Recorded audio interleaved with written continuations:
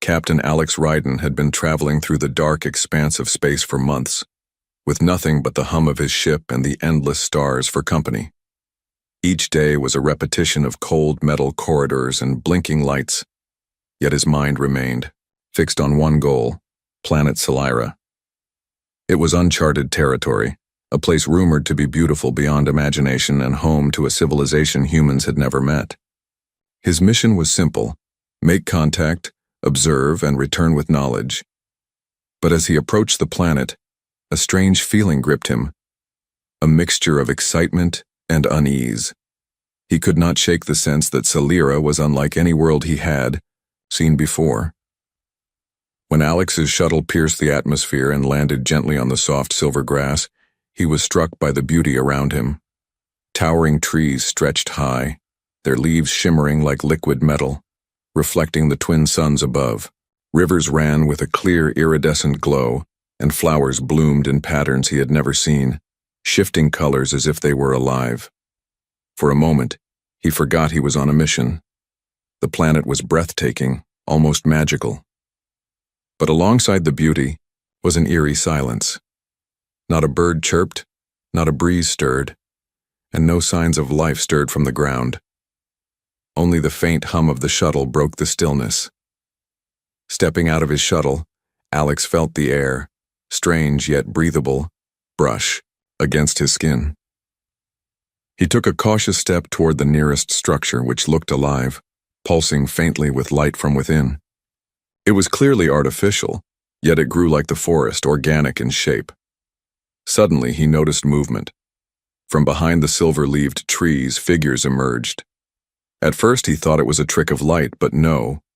They were real. Tall. Elegant. Women approached, their forms graceful and fluid, their skin shimmering like the surface of a pearl. Their eyes were wide, deep, and curious, reflecting the twin sun's light in ways Alex could not describe. They did not speak at first. Instead, they watched him with an intensity that sent a shiver down his spine. It was more than curiosity. There was a hunger, a longing, and a vulnerability in their gaze, a story that seemed to stretch back over a century. Alex's heart raced. There was something here, something he had never felt before, a connection he could not yet name. One woman stepped forward. She was taller than the others, her hair floating slightly as if underwater. Her voice was soft, yet it carried authority, echoing slightly in the quiet air.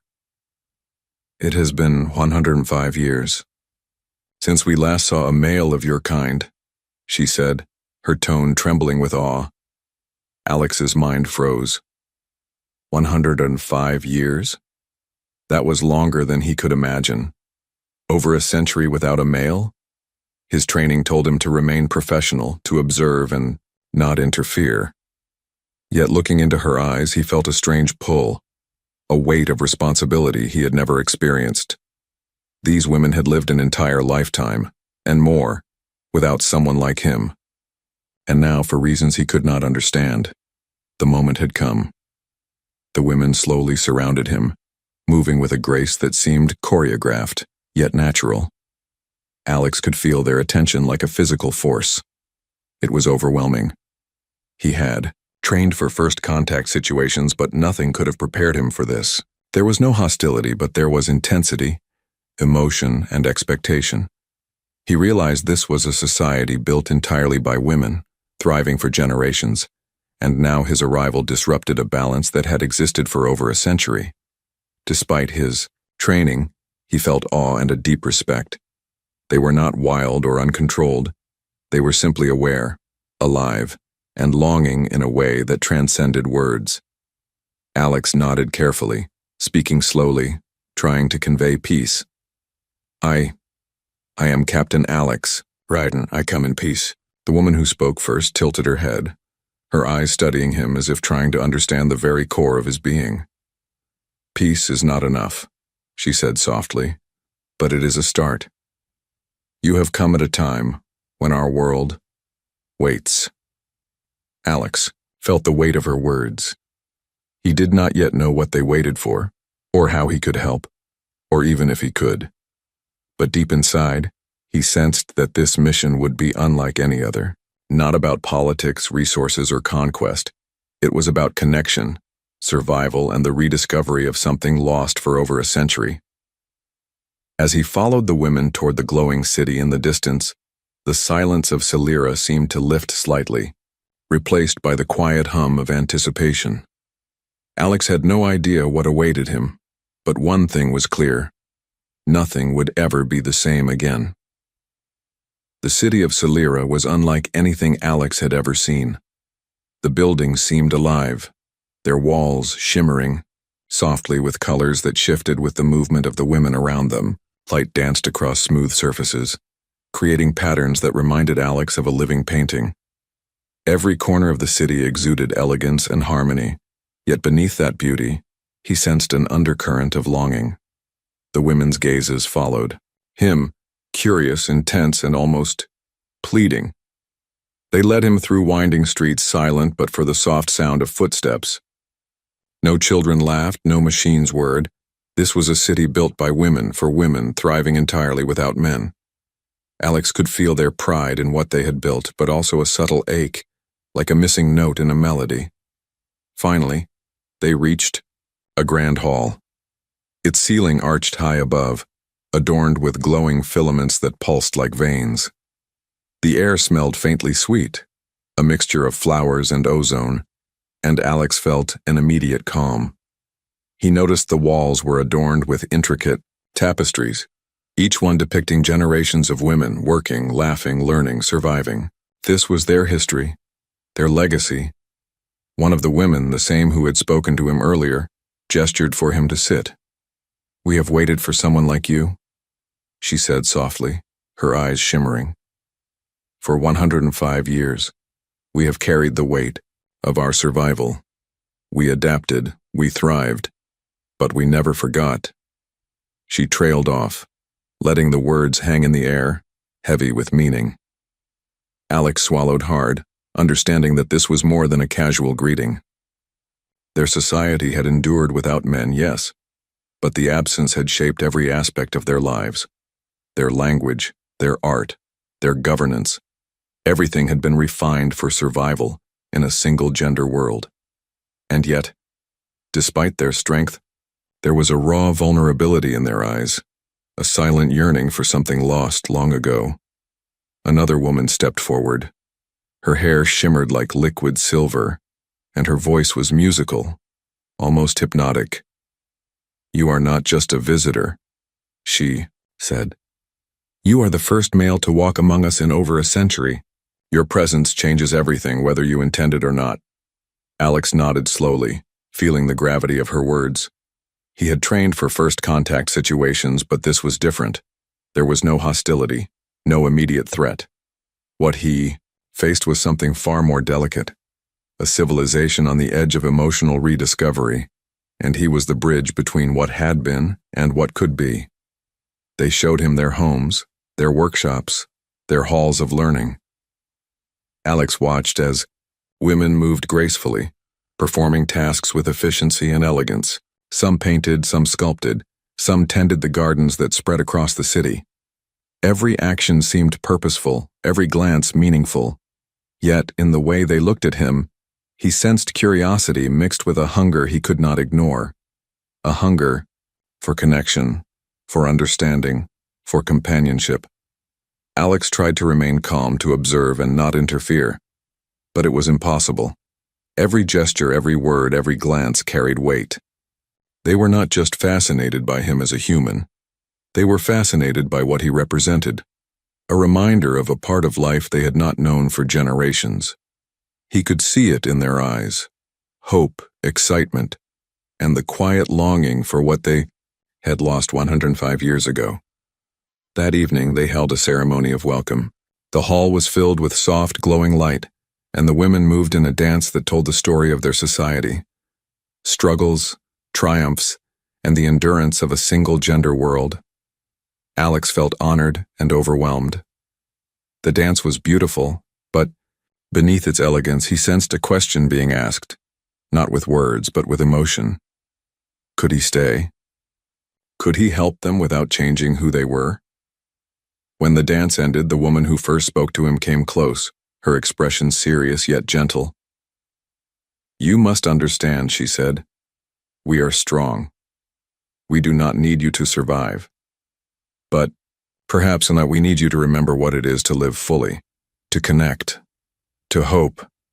Alex nodded, his throat tight with emotion. He had arrived expecting diplomacy, observation, and maybe friendship, but he realized that what he had walked into was far more profound. These women had waited, survived, and thrived for over a century, and now he was here, not to save them, not to command them, but simply to exist among them, to witness, and perhaps to bring a spark of something long forgotten. As he looked around the hall, seeing their faces illuminated by the soft, shifting light, Alex felt a strange warmth. It was not desire nor duty, it was recognition. They were waiting for someone, and that someone had finally arrived. His journey was just beginning, and already, the weight of its importance pressed against his chest. For days Alex explored Selera, learning the rhythm of life in a society built entirely by women. He observed their work, their rituals, and their art, marveling at how seamlessly they had adapted without men for over a century.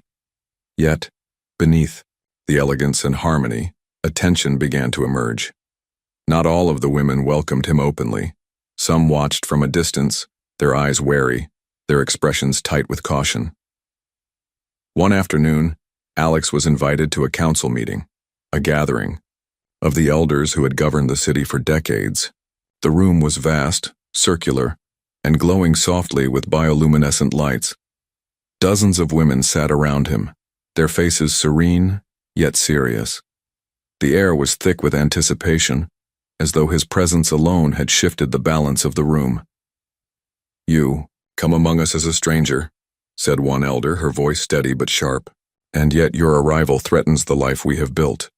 For 105 years we thrived without men. Our society is complete. And now, you appear." Her gaze pierced Alex. He could see both caution and fear in her eyes. "Why should we trust you or your intentions?" Alex took a deep breath. He knew this question would define the days ahead. "I do not wish to disrupt your lives," he said carefully. "I came to understand, to learn, and to share knowledge, not to control or dominate. I know my presence may feel unsettling. I am aware of the history you carry, but I am here in peace." Some of the elders nodded, their faces softening slightly, while others remained skeptical. The tension was palpable. Alex realized that trust could not be demanded. It had to be earned. Yet, in their caution, he sensed the weight of centuries of survival. These women had built a world entirely on their own, and the idea of depending on a man, even one who meant no harm, was unfamiliar and frightening. Outside the council hall, the younger women moved closer, curious and fascinated by him.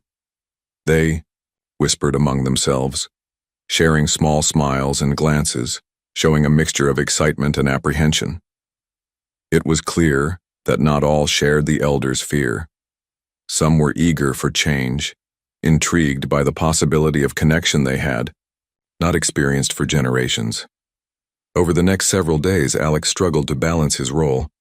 He participated in their daily activities, learning their customs and attempting to communicate effectively. But he could feel the invisible lines of tension everywhere he went. Some women welcomed him with warmth, laughter, and gestures of trust, while others remained distant, their eyes watchful and wary. One evening, as Alex walked through a glowing garden, he encountered Mara, an artist whose work he admired. "Do you feel it?" she asked quietly. "The pull? The hesitation? They are afraid of losing themselves, if they embrace you fully.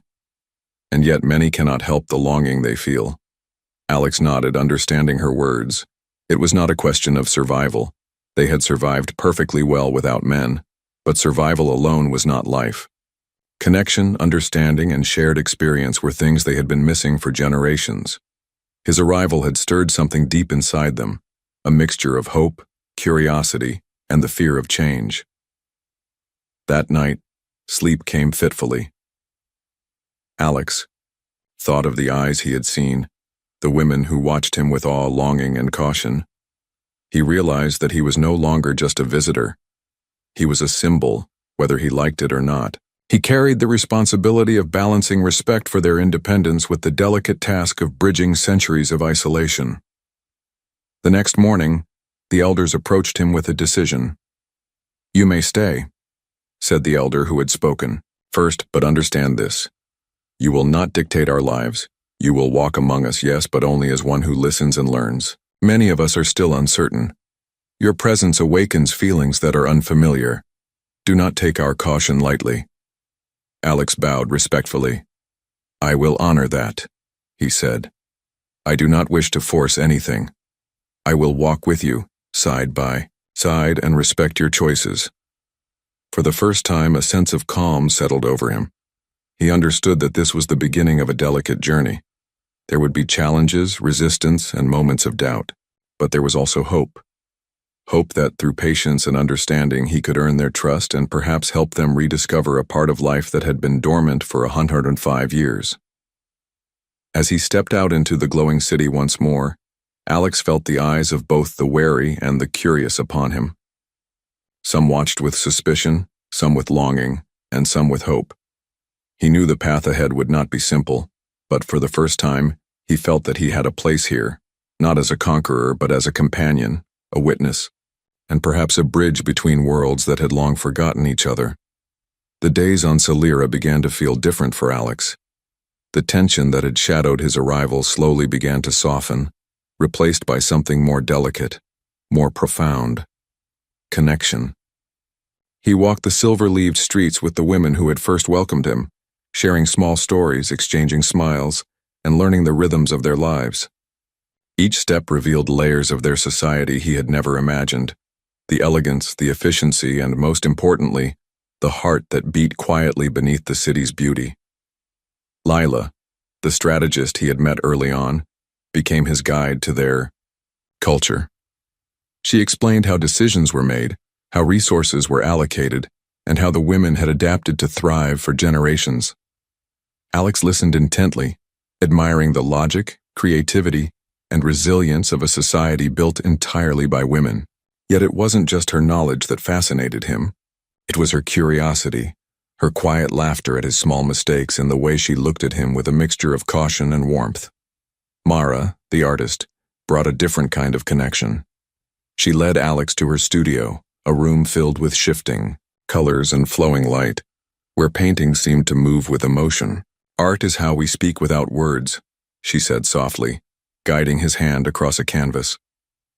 Alex was clumsy at first, unsure of how to translate thought into movement or color, but Mara laughed gently. "It is not about skill," she said. "It is about feeling. Just feel, and let the world see you." As days passed, Alex began to feel the subtle shift in their interactions.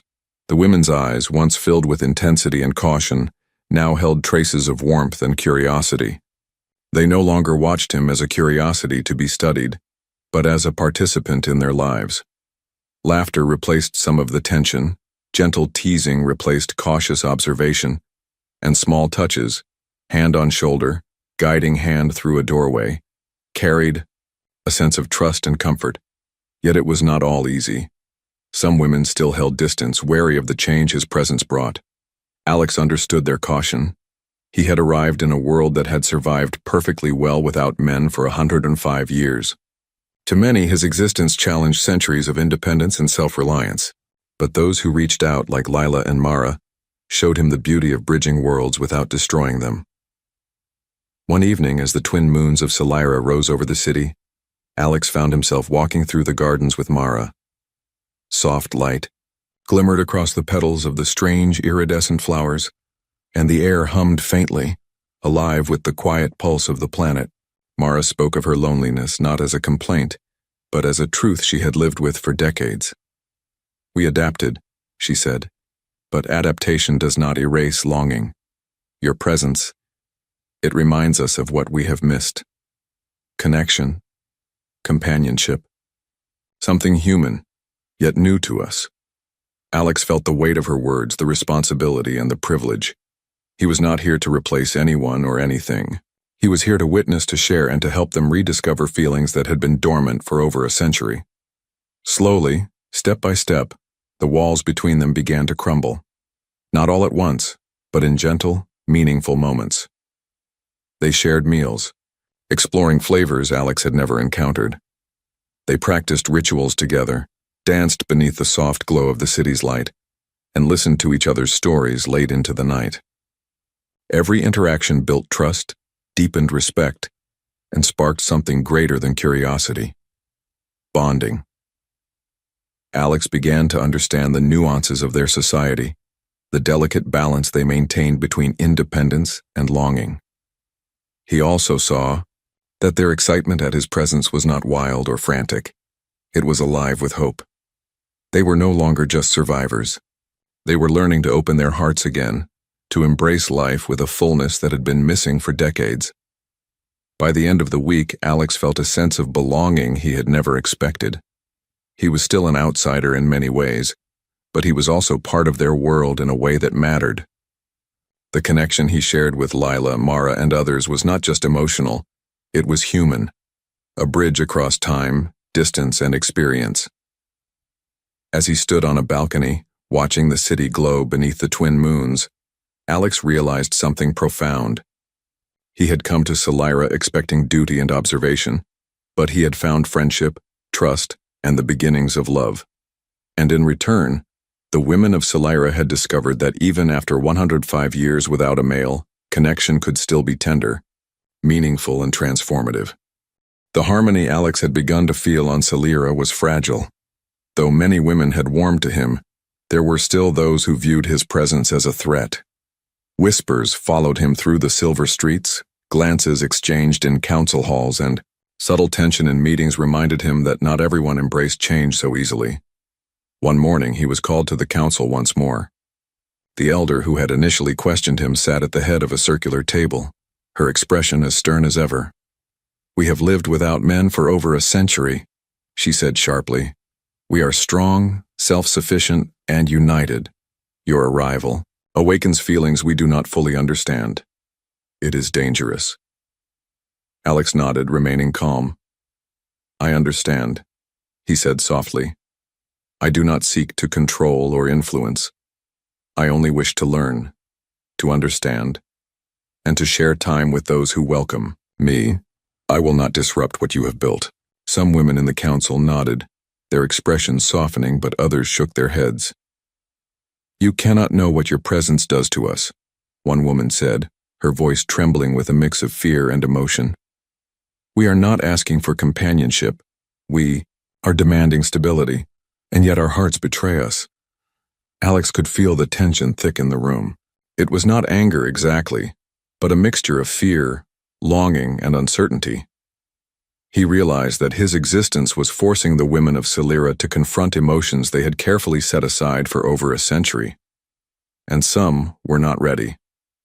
Outside, the younger women moved freely, laughing softly, teasing him gently, showing excitement at the possibilities his presence brought. But the elder's caution was a constant reminder that the journey would not be simple.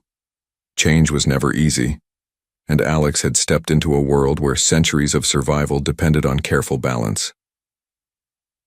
That night, Alex walked through the gardens, the soft glow of the twin moons illuminating the silver petals. Mara joined him silently, her eyes thoughtful. "Do you feel it too?" she asked. "The fear? The hesitation? They worry about losing themselves, about letting someone else in after so long. But they also long for it. You awaken something they have hidden for generations." Alex sighed, understanding her words. It was a delicate dance, trust and caution, curiosity and fear. He could see that for some women, he was a bridge to something they had forgotten: companionship, connection, and the joy of shared experience. But for others, he was a disruption, a reminder that their independence might be influenced even subtly by his presence. In the following days, conflict became unavoidable. Small disagreements in council meetings erupted into heated discussions. Some women argued passionately that Alex should not be allowed to influence any decisions, that their society's survival depended on maintaining distance. Others countered that fear should not dictate life, that their hearts were longing for connection that could not be ignored. Alex listened quietly, never taking sides, never trying to impose his presence. Instead, he offered understanding and patience. "I do not wish to change what you are," he said gently. "I only wish to be here, to share in your lives, and to honor the choices you make." Even with his calm words, the tension remained. Some women still avoided him entirely, moving quickly past him in the halls while others lingered seeking his company, asking questions, or simply sharing a smile.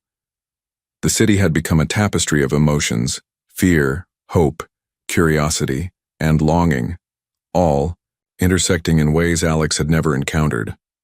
One evening, an elder approached him quietly in the hall. "You must be careful," she whispered, her voice low but urgent. "Your presence is powerful. You awaken what we have buried for generations. Some may embrace it, but others may reject it violently. You carry the weight of their hearts, whether you intend it or not." Alex nodded, feeling the weight settle on his shoulders. He had known that his arrival would change Selira, but he had not realized just how deeply. His presence was not just a novelty. It was a catalyst, forcing the women to confront desires, fears, and emotions they had lived without for over a century. As he left the council, walking through the softly glowing streets, Alex realized that conflict was inevitable, but he also understood that it was necessary.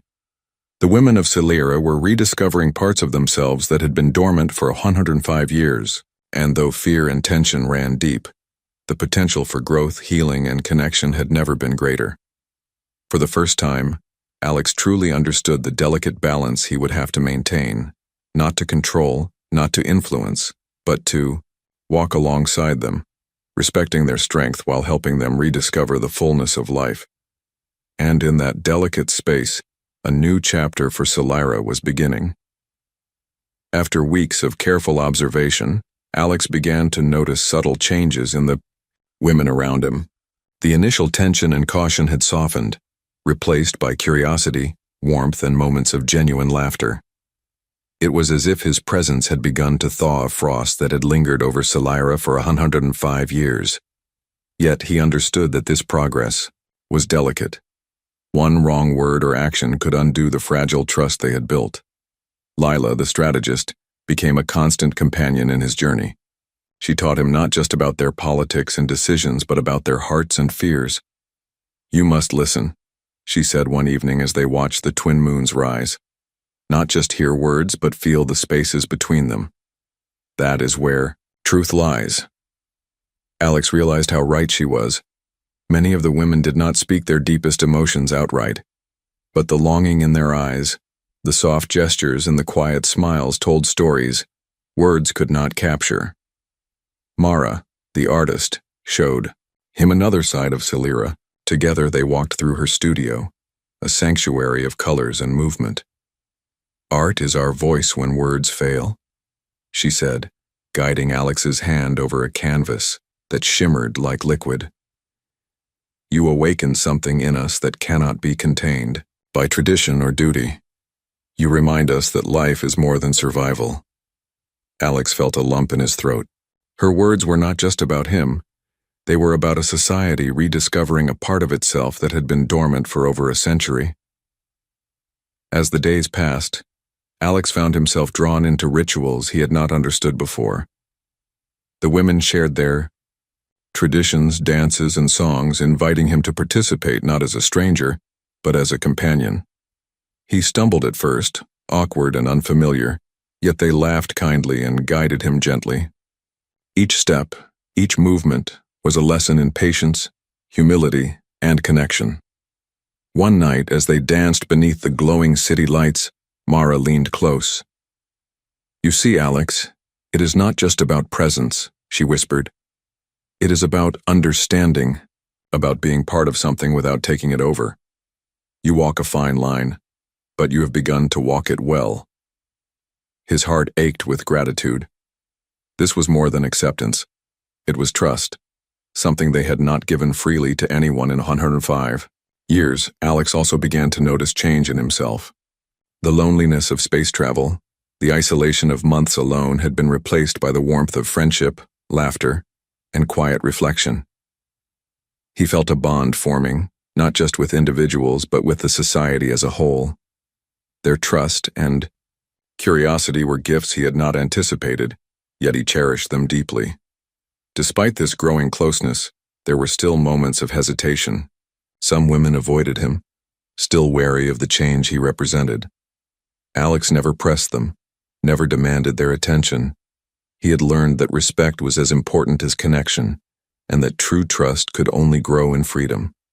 Over time, even, these hesitant women began to observe him quietly, and Alex could see small signs of softening. An approving nod, a fleeting smile, or a glance that lingered just a moment too long. One morning, as the twin suns bathed the city in soft light, Lila approached Alex with a serious expression. "You have done more than you realize," she said. "You have reminded us that connection is not weakness, it is life. Some of us feared it, yet we cannot deny it. You have given us permission to feel, to hope, to embrace what we thought lost, forever." Alex felt the enormity of her words. His presence had become a bridge, a gentle catalyst for healing and rediscovery. He had not come to command, nor to fix, but simply to be. A reminder that life was not only about survival, but also about joy, trust, and the quiet beauty of connection. That evening, he walked through the silver-leaved gardens alone, reflecting on the journey so far. The city no longer felt foreign. It felt alive, breathing with the hearts of the women who had once guarded themselves so carefully. And in their eyes he saw a reflection of his own growth, the realization that he was not just a visitor, but a part of something extraordinary. For the first time, Alex understood that the heart of Celira was not its city, its art, or its rituals. It was the trust, hope, and courage of its people. And as he stood beneath the soft glow of the twin moons, he knew that the fragile bonds they had formed could grow into something enduring, something beautiful, if nurtured with care and understanding. The women had begun to open their hearts, and Alex had begun to understand theirs. Together they were rewriting centuries of isolation, step by step, laugh by laugh, glance by glance. And in that quiet understanding, hope blossomed, not just for connection, but for a future neither Celira nor humanity could have imagined alone. The city of Celira glowed softly beneath the twin suns, its silver streets alive with movement and quiet energy. For weeks, Alex had walked among the women, learning their ways, sharing their joys, and respecting their boundaries. Now he could feel a profound change, not just in himself but in the society around him. The cautious glances had softened into smiles, and whispers of uncertainty had been replaced with laughter and warmth. Celira was beginning to awaken in ways that had not been seen for over a century. The elders summoned him once more to the council hall. The space felt familiar now, no longer intimidating but alive with history and wisdom.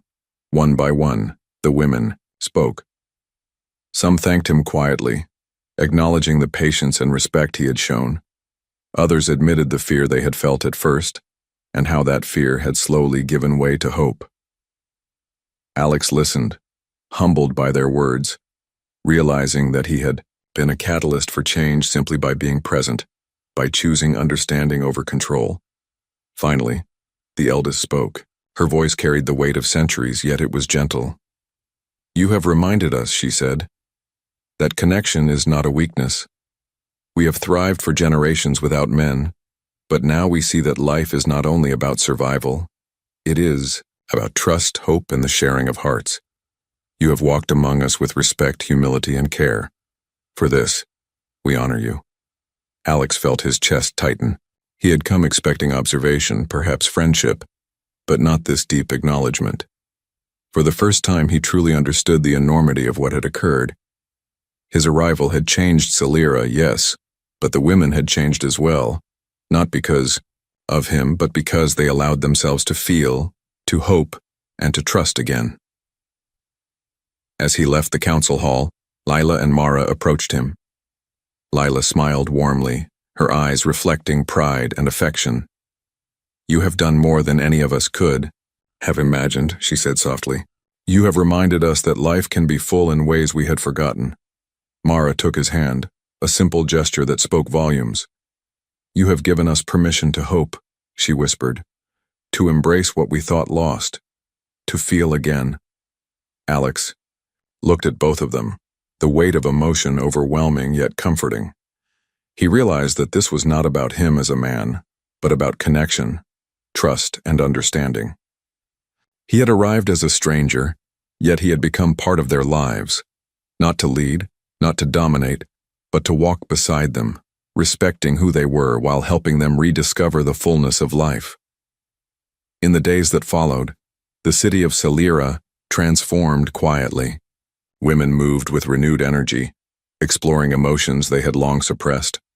Laughter rang out more freely, and the art, music, and rituals of their society became richer, fuller, and more expressive.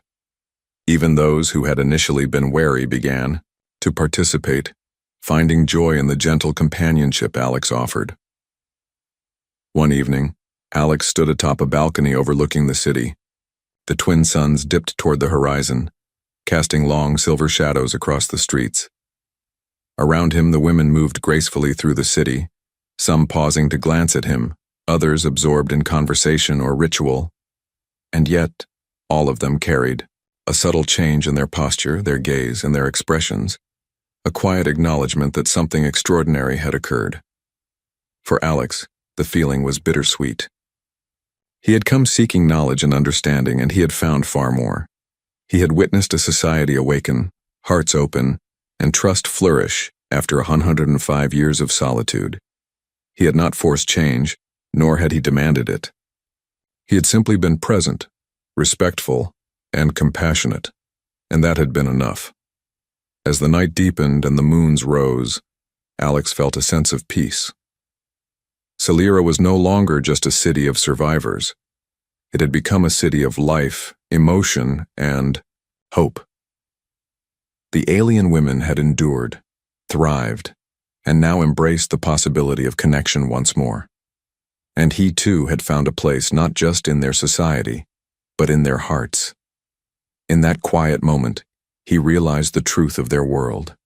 Survival alone was not enough. True life came from connection, trust, and the courage to feel, even after centuries of isolation. Salira had waited 105 years for change, and when it arrived, it was not with force or dominance, but with presence, patience, and understanding.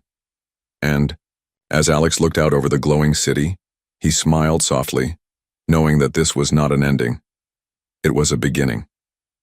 A new era had begun for Salira, one where hearts could open freely, trust could be rebuilt, and life could be lived fully once again. Humanity had arrived not to conquer but to inspire, and in doing so, Salira would never be the same.